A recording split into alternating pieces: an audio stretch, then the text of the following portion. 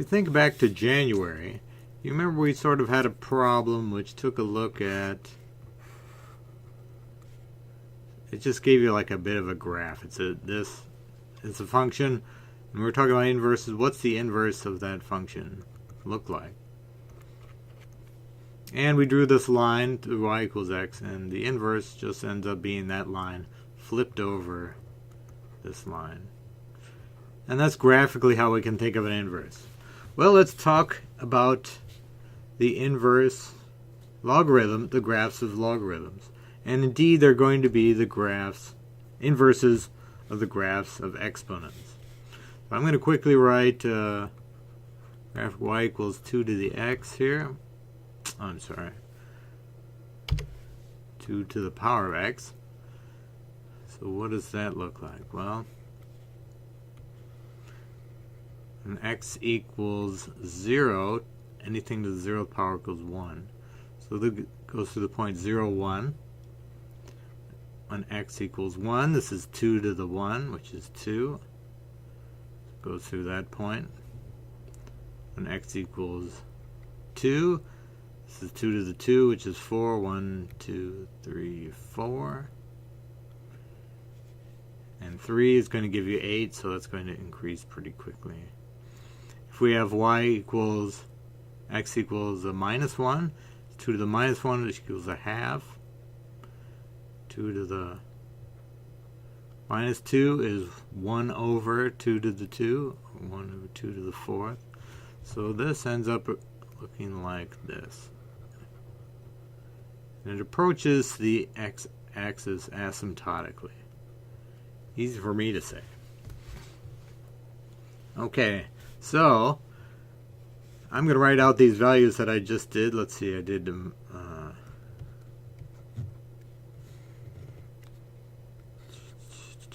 Let's see, we did minus 2 equals 1/4. Minus 1 equals 1/2. 0 equals 1. 1 equals 2. 2 equals 4. These are just 2 to the x equals y. 2 to the 2 equals 4. 2 to the 3 equals 8. 2 to the 4 equals 16. You see how that's going. So let's graph y equals log base 2 of x. So with the inverse, you just take the y's, you put in the y's, and you get out the x's. In this case, we switch the y's and the x, so we have a new function.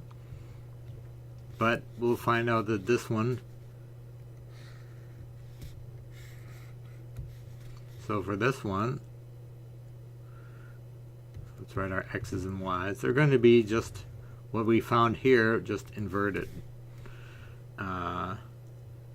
So if we put in x equals 1/4, we're asking what do we raise 2 to the power of to get 1/4, and indeed that 1/4, indeed that's 2 to the minus 2. So this is the backwards of this. We put in 1/4 and we get out minus 2 here. Similarly, what power do we raise 2 to get 1/2? We do the minus 1.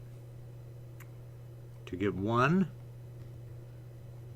we raise it to the 0th power. To get 2, we raise it to the 1st power. To get 4, raise it to the 2nd.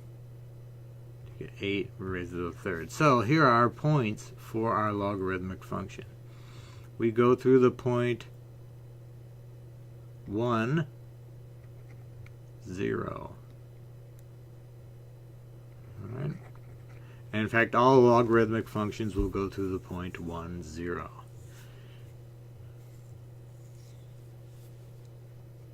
What that means is anything to the 0th power equals 1. So log base 10 of 1 is going to be 0. Log base e is going to be 0. Any log base will give you 0 when you take the log of 1. Okay, let's put in some other points. Let's see, we had the point 1, point 2, 1. 2, 1. And we had the point 4, 2. And we have the point 1/2 gives us -1. 1/4 gives us -2. And similarly, if we could fit 1/8 in here, it would be down -3. So we can sort of see that that's approaching the y-axis asymptotically. And then it comes out here and makes a nice gradual turn. Had I have scaled that out a bit, you would see that this tends to flatten out. It doesn't flatten out, but it increases ever more slowly. Let me draw that a little better.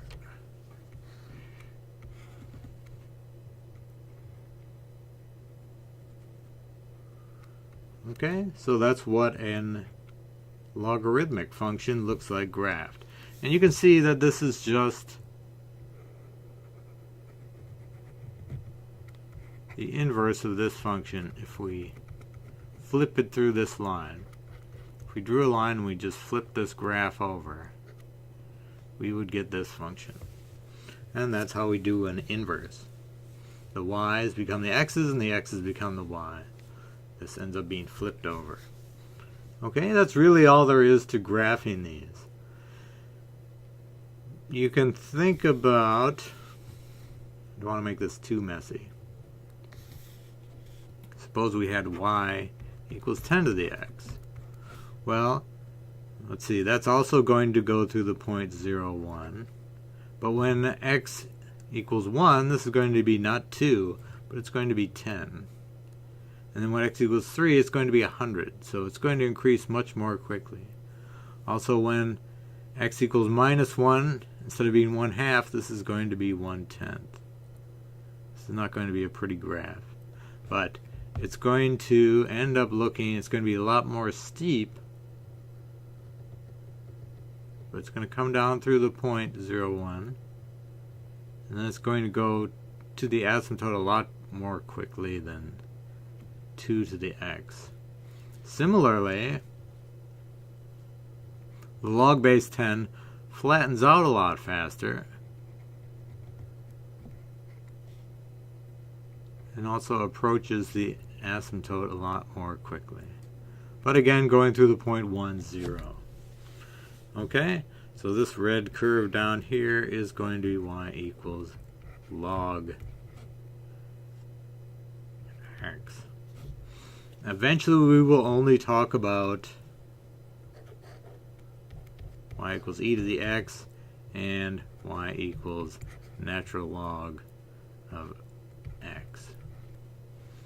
Because those are wonderful functions. Notice that e is 2.7, which is pretty close to 2, so this function behaves a lot like 2 to the x.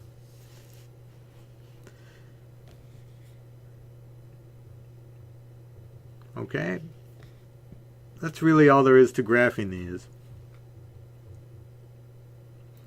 Sometimes your book will talk about, and I'm actually going to go shoot through and make sure I took out the problems.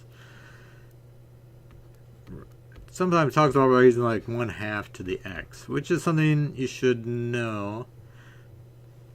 I mean, something you can figure out. You can put in x to the powers here and see what happens here. Notice that 1/2 to the x is 2 to the -1 to the x. And when you have something to a power, you can just multiply those powers together. So really this is 2 to the -x. So really this is just flipped over. And I don't want to draw it because it's a little confusing. But you can see where this approaches the asymptote this way. 1/2 to the x would approach from the other side. Just plug in values, you'll see what happens. We talk a little bit about these lower than 1 exponentials, and we can talk about lower than 1 logs, but they're pathological. We don't deal with them too much, so I'm not going to give you any problems on it. This is what a log function should look like. Okay, and we deal mainly with logs of powers. Logs with bases bigger than 1. Alright, so much ado about nothing there at the end. Here's your beautiful logarithmic function. Later on after the test, we'll talk a bit more about logarithmic functions. They end up being very important in radioactive decay. And, well, that's something I do a lot, so. And they're important in that, but they're important in a bunch of things, too. Often we'll get points we want to understand what's happening, and they are increasing very quickly.